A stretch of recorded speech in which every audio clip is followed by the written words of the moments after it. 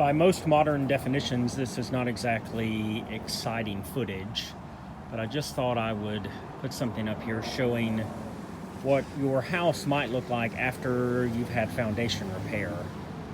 I am making this in early September 2022, and the foundation crew, they were here for 2 days, and so they just left a few hours ago. And this is kind of after the job. There were obviously bushes here. They've all been torn out, of course, which I really don't care about.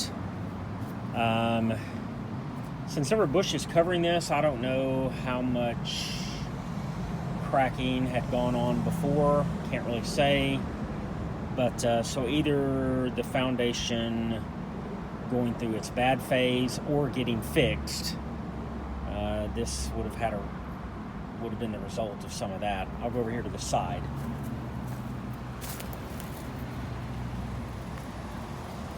More stuff here. They dug there. They dug there. They essentially dig these rectangular, relatively deep rectangular holes.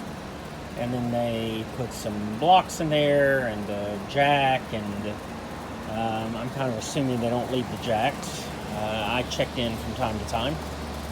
But then they kind of use these steel plates and et cetera, et cetera.